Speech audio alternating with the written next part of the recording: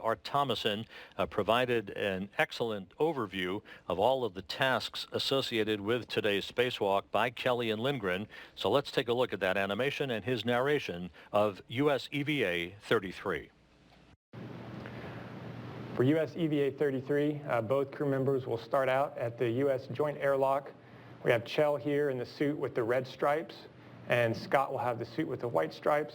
Scott will bring out a crew lock bag that has all the tools from inside the space station that they'll need to use on this EVA.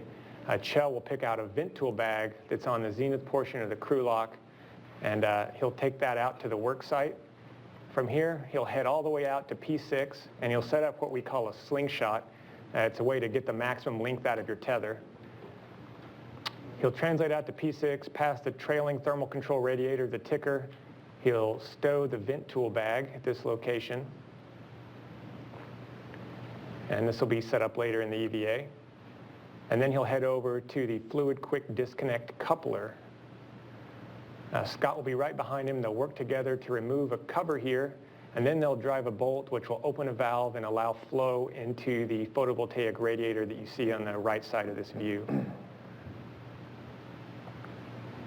They'll work together to get the cover back on, and then Scott will head over to the P3, P4 jumper, and then Chell will stay behind at this work site, and he'll break the connection, close the valves that link the photovoltaic thermal control system and the early external thermal control system. He'll then stow one of those jumpers to keep it protected for the future. Here we have Scott at the solar alpha rotary joint. He's going to install the jumper across the Sarge. This will complete the fill pipeline. And meanwhile, Chell is going to start setting up the vent tool and vent tool extender. We want to have this set up because to make sure that it's in good working order before we begin the fill. We're going to need to vent the fill line to prevent overpressurization. So we don't want to lock that line up with ammonia in it. At this point, we'll be ready to start the fill. We have Scott over at the ammonia tank. He'll reposition a jumper, and that will route ammonia from the ammonia tank into the fill line. After a short leak check, as long as everything is successful there, we'll have Chell mate the P5, P6 jumper over to P6, and this will start the fill of the early external thermal control system. From there, he'll head back over to the early ammonia servicer jumpers. He'll open a valve, and that will initiate the fill of the photovoltaic thermal control system.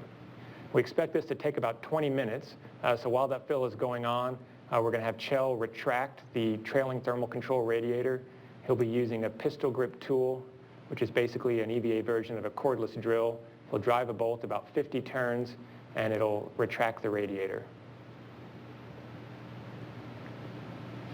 Once this is complete, we expect the fill to be finished as well. So Chell will head back to the early ammonia servicer jumpers one last time. He'll close that connection between the two systems and stow them in a safe configuration and leave those two systems isolated. He'll then pick up the bags that Scott left behind there. He'll move them to a new location that's more convenient for this portion of the EVA, and then he'll head down to the P5, P6 jumper. He'll break that connection in the fill line and route that to the vent tool and vent tool extender, and this will begin the venting of the fill line.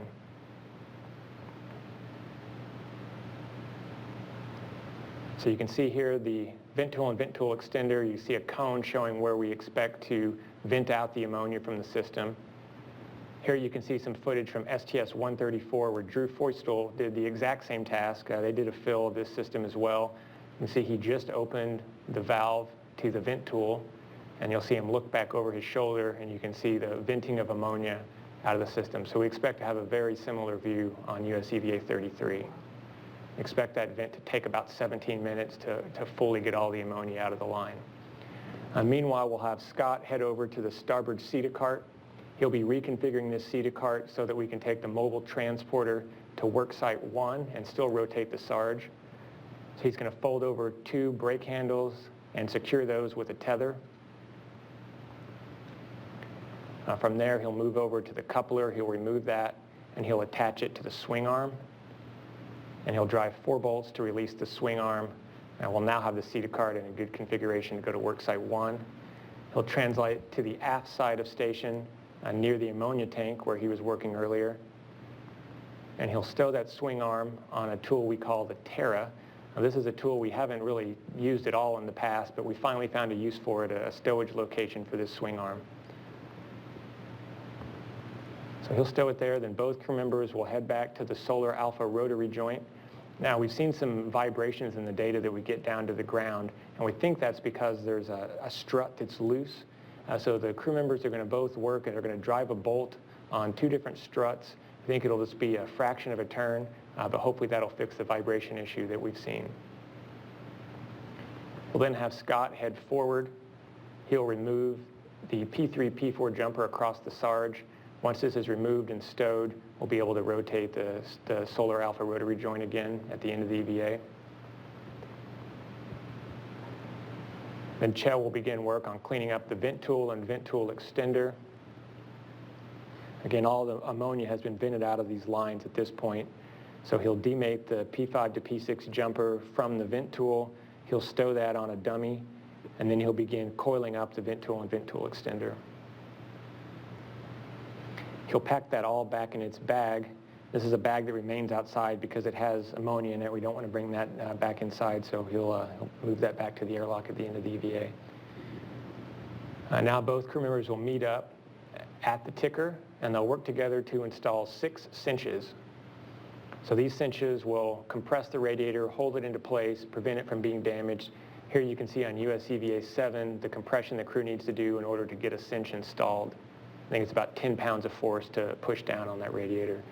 The crew will then work together to install a thermal cover over the ticker. This will protect it from extreme thermal environments. Here we see a crew member working in one of our NBL training sessions to get that thermal cover installed over the ticker. It's definitely something that it takes 2 people to do. There is another crew member in the top view here. So one guy Zenith, one guy Nader. Both crew members will pick up their respective bags and head back in to the airlock.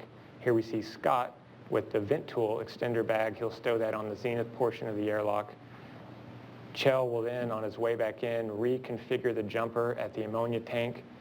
He'll move it to the vent position. In case we ever do get an overpressurization in the system, we have the ability to vent overboard if we ever needed to do that. Chell will then translate back towards the airlock. He'll pick up Scott's tether at the slingshot location. He'll come back in on Scott's tether, and he'll have the 2 crew lock bags with him that are bundled together. He'll ingress the airlock, and that will conclude US EVA 33.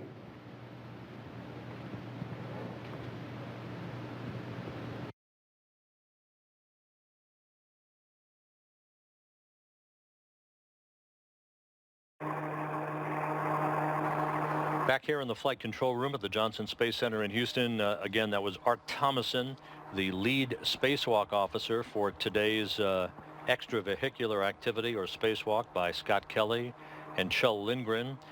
They are suited up inside the crew lock section, the outermost section of the 2-compartment Quest airlock. Chell Lindgren as EV1 or extravehicular crew member number 1, wearing the suit bearing the red stripes today. Scott Kelly, the most experienced United States astronaut ever to fly in space, the commander of the International Space Station in this his 224th day in space on a year-long mission that will culminate with his return to Earth in March of next year. Tickets companion activity part is closed, and you guys also have another unexpected alarm sound. The depressurization of the crew lock began just a few minutes ago while we were in that animated replay of today's activities.